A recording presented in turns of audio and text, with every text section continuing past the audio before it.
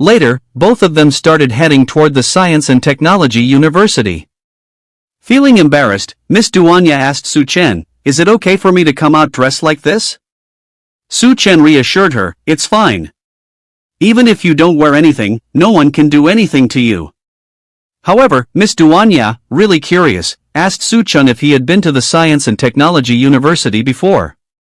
Su Chen replied, yes, saying he came to see a friend and wondered if he survived. Miss Duanya, who was wearing a sexy bunny outfit, assured Su Chen, "Don't worry, good people have good fortune." A moment later, Miss Duanya told Su Chen that they had arrived at their destination. Surprised, Duanya wondered if this was really the Science and Technology University. But suddenly, Su Chen sensed danger when a man standing in front of the Science and Technology University door started firing at Su Chen and Miss Duanya. Su Chen grabbed Miss Duanya and hid behind a ship. Suddenly, the man stopped firing and asked both of them who the mutant Rat King rose last time. He told the old man that they were here to join the Federal Bureau of Evolution and asked if he could open the gate for them. Suddenly, the old man noticed Miss Duanya and demanded, "If this sweetie spends the night with me, I'll let her in." As for Su Chen, he told him to go back to where he came from.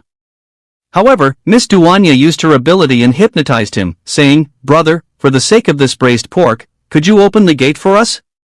Upon seeing the braised pork in this kind of world, the old man was really surprised. He ordered his man, Lu Tao, to open the gate quickly, saying, "I haven't seen meat in ages." As the gate opened, Su Chen drove his boat in. As they came in, the old man told Su Chen to park the boat by the side and gave him the braised pork. He also told his man, Lu Tao, to take them inside. However, the old man didn't realize that he was under Miss Duanya's control. The braised pork he was about to eat was not really pork, but a drought demon's hand. But since he was under Miss Duanya's control, he saw it as braised pork, exclaiming, "Oh my, it smells so good. For the sake of this braised pork, I'll let you in for now. We'll send the guy to the lab later." Meanwhile, Lu Tao asked Su Chen to follow him, explaining, "Since we'll all be living in the base from now on, it's only right that we help each other. The lower levels are for the elderly, children, and other lowlifes. I'll take you upstairs to find a clean room." Suddenly, a kid collided with Lu Tao, causing him to get angry. He asked the kid, "What's wrong with her? Can't she walk properly?" The kid asked for forgiveness, telling him she was feeling a bit dizzy.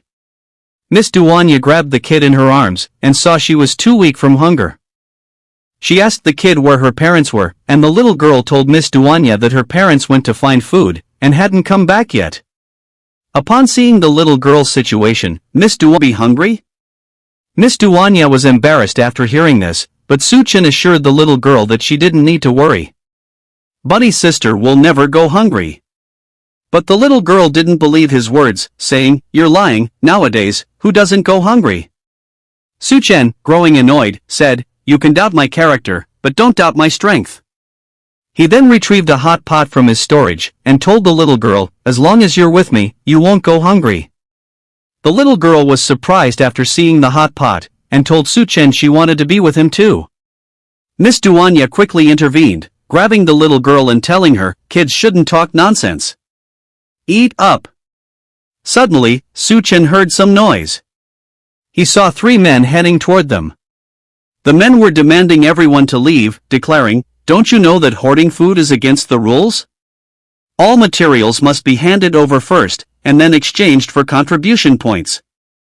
The man with a black patch over his eye questioned, "I don't remember anyone exchanging food these past few days. Who's breaking the rules?" Upon seeing the men, the little girl started crying. Miss Duanya calmed her down, saying, "Don't be afraid, I'll make sure they speak properly." As she looked toward Su Chen, wondering what to do, she called out to the men, "All this time, isn't it just food you're after? These things are prepared for you." She used her ability to create an illusion, and invited them to enjoy to their heart's content. Affected by Miss Duanya's mind control ability, the 3 men started seeing food in front of them. They were surprised to see so much meat in front of them. The 3 men started approaching like crazy and thought it smelled really good. They asked the untouchables to stay behind since all this food belonged to them. They began to drool. For them, this was like heaven itself. They took the meat and started eating like they had never done before. For them, this food was delicious, and the familiar feeling made tears well up in their eyes.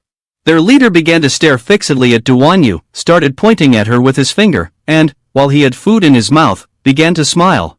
He called her a good girl and decided to punish her tonight. But as for Su Chen, who had broken the rules, he was going to be punished more severely. Duanyu crossed her arms, started looking at the men, and remained silent. Su Chen, who had both hands in his pants pockets, became somewhat confused. He looked at the men with a surprised look and couldn't help but wonder how they were going to punish him. With a penetrating gaze, their leader gave the order to his subordinates to bring them out. Upon hearing his command, his men brought out 2 men who were bound with chains. They had so much strength that 2 men were not enough. They began to approach Su Chen, who simply started staring at their leader and remained silent. The punishment was a life-or-death confrontation with these 2 men. Either he killed them or they would kill him. He turned his head towards them, and as a drop of sweat was falling from his cheek, he looked more closely and saw that these 2 men were very familiar. He began to question if they were not the same 2 brothers from the Great Flood. The girl who was eating a piece of bread and hiding behind Duanyu's leg peeked out to see who these 2 men were.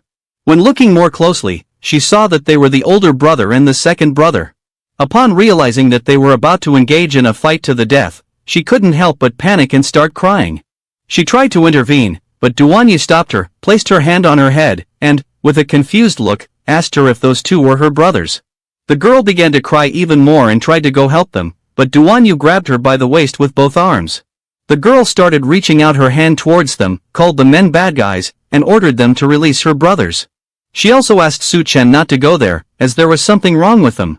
The man with dreadlocks who was eating meat like a pig told the girl that her brothers had ruined the mission and couldn't obtain contribution points as compensation, so for this reason they had been sentenced to death. Their leader, who was also eating like a pig, started smiling and told her that he was capturing them in order to have fun with them. He took a chicken thigh, took a bite, and started staring at Su Chen. He didn't expect them to actually get to know each other. For him, this was even more interesting. He decided that if he lost the duel, then he would let the little sister join her brothers. He planned to throw the girl into the water and feed her to the water ghost.